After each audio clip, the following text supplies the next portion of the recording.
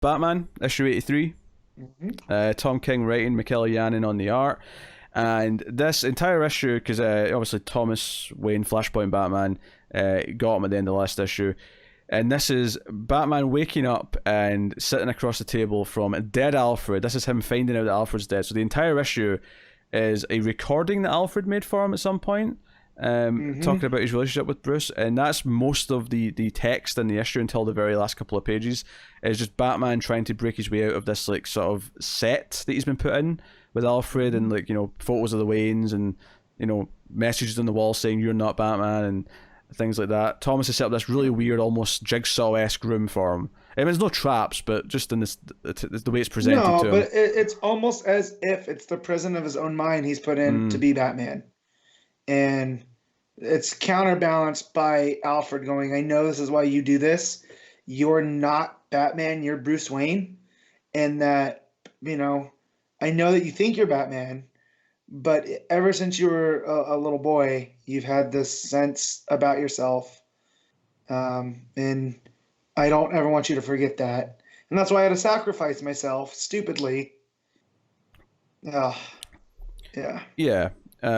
So we'll let Connor unleash in a minute, because I'm sure Connor's about to tear this to shreds. I have opinions. But before he does that, I don't want to say it made me weepy, because it didn't. It was a very nice, I guess, send off for Alfred that we've been needing. Yeah, I the think last however many months. There's some effective beats in here, mainly from the Alfred stuff, from Alfred's like speech that works well enough and feels in character for Alfred, you know. Yep, and between this and that annual, you know, it definitely reads as a love letter to Alfred. Do you know? Yeah, because that annual was fantastic. I think I like the idea of Alfred making the choice to lie to Bruce about like his safety and accepting that he's going to die. I like that as a character, or as a plot choice, not in this story. I think if it was justified with something else, like if he did it to save Bruce in some way, I think I'd be all over that choice.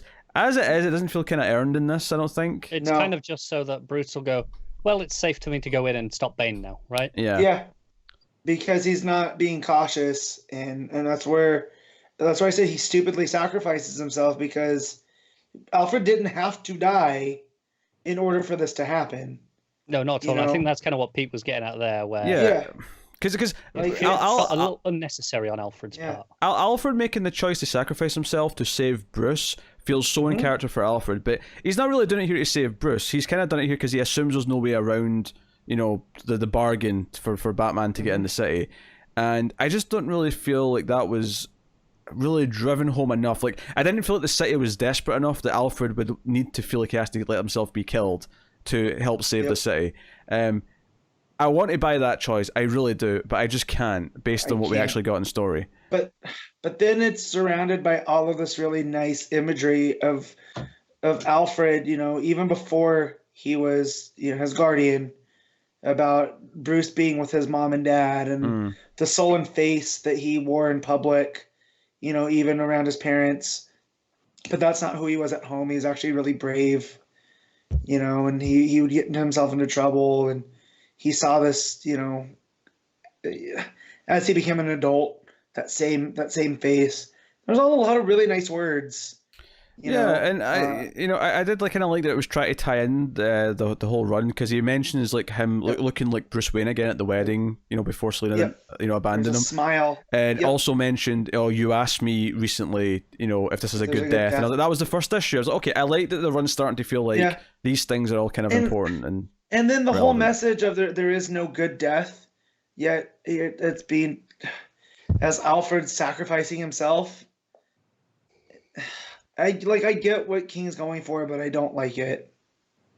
I don't think this story earned Alfred's death. I think Alfred should die at some point, and it should be emotional. It should be this great thing, great story.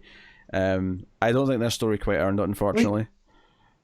Because of King now, I've lost two of my favorite Bat characters. I lost Dick Grayson, and I lost Alfred. Dick will rise again.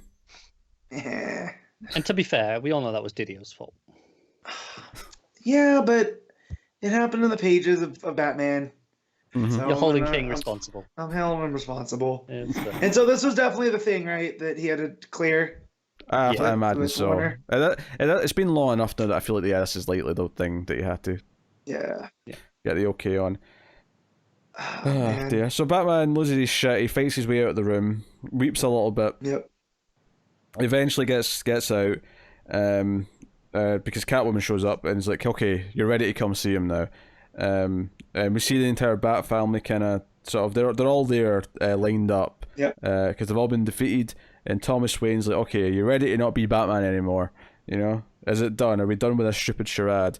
And of course, being Batman fans, we're all like, of course he's going to say no, it never ends. And that's what he does. He says, no, it never ends because I'm the goddamn Batman. He doesn't actually say that, but that's what I'm thinking. Not this time. Yes. So this led me to look and research Psycho Pirate, and I hate that Psycho Pirate's been used as this device now, because in the history of Psycho Pirate, his powers are never fully defined. So he's just kind of, oh, you need mind controlling emotional stuff? Here's Psycho Pirate. We're never going to explain how this exactly works, but apparently he takes over minds, and he can control emotions. He used to be a psychic vampire at one point, but I guess not anymore. Like Dr. Sleep? Sure, I haven't seen it, but Psychic Vampires is basically the plot of Dr. Sleep, but gotcha. Sure, I guess.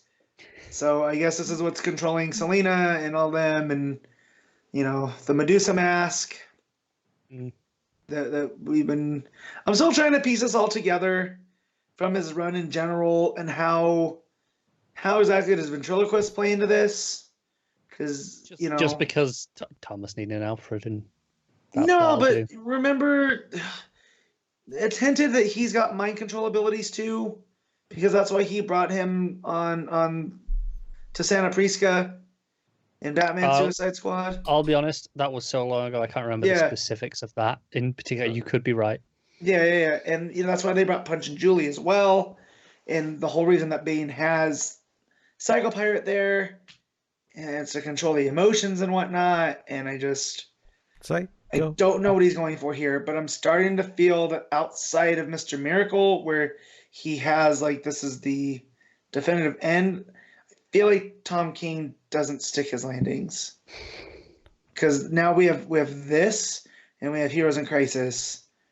I mean, Heroes in Crisis is a weird one to bring up, because I feel like Heroes in Crisis has a lot going on with it that it does. But I think Heroes in Crisis is just kind of a mess in concept, whereas I don't think his Batman run's a mess in concept. There's a lot of great stuff in his Batman run, especially in that first half. It's just the execution. Yeah, but exactly, he's not sticking the landing. Like here, if this is what he wanted to do, was to from the first issue. Oh yeah, that's my point though. I'm saying that Heroes in Crisis didn't just not stick the landing. There was more wrong with Heroes. We hoped the ending was going to make sense of all of it, and it didn't. Whereas I don't need anything in the first half of the Batman run to have sense made of it. It all worked on its own as it was going. Well, I do if it's been going, if he's been plotting it this way, like it led to the wedding, and then the wedding led to this. Like I want that through line to be clean, and now that we get here, it starts to, bunch up. It's not as clean. Yeah, but the difference with Heroes in Crisis though is that Batman was still satisfying on its own as it was going for a long time. Like it was, the stories, even if there was some through line in the background that was kind of building to something, the actual core on surface story was always working and being satisfying as it was going. I agree. I've been the most critical of this half of the run, I would say, out of all of us. Yeah. But I could recommend that first 50 or so issues as enjoyable Batman stories. In their own right, they mostly hold up on that regard. It's just taken as the larger run, as the first half of setting up something more. That's where it falls flat. Right. So it's all about context. The art. Jannon's doing a lot here because it's a lot of narration, and we're seeing the expression on Bruce's face a lot. So Jannon's doing a lot of the heavy lifting, and he does a really good job. And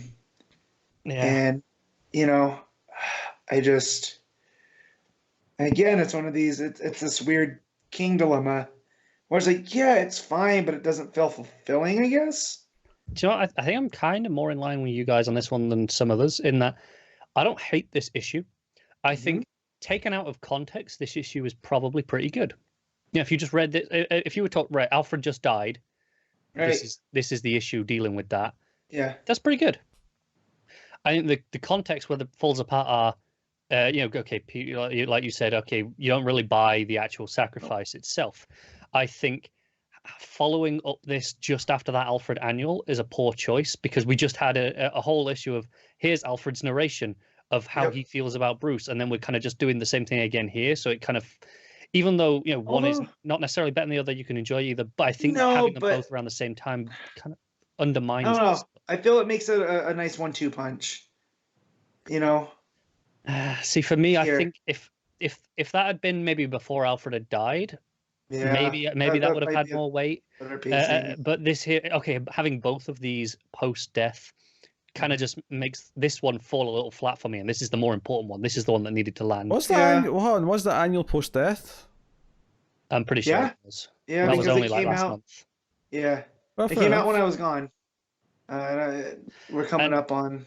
And that brings me to my third. Oh, that annual! I was thinking of the Father's Day one. I was like, that was ages ago. You're talking about it. No, that one's fine. That's why when you said fantastic, Pete, I was just like, I'm going to give him this one. No, I was talking about the Father's Day one. Yeah, that annual was just okay. The Father's Day one was fantastic. Yeah, obviously. That was so far removed. That wasn't even in my mind. That was like a year ago. I'd forgotten what the annual was. I'd forgotten what the recent annual was. And that wasn't it existed by the sound of it. Right? Wasn't that Taylor? It was, yeah. It was Taylor, yeah. So but that leads me to my third biggest problem with the context of this issue is Alfred died like 3 months ago. This should have been right after. If Alfred had died 2 weeks ago, like in the last issue, and then we had this, this might have hit hard. But we've been going for 3 months going, is he dead? I don't know. And at this point, kind of over whether or not he was or not. And then we got it confirmed in the solicits last week and a little bit before. So now it's been murky. The whole thing's been murky.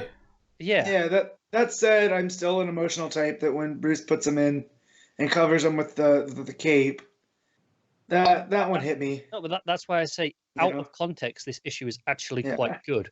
But because you can't read it out of context, it is part of the story. It's part of when they release these things. Yeah.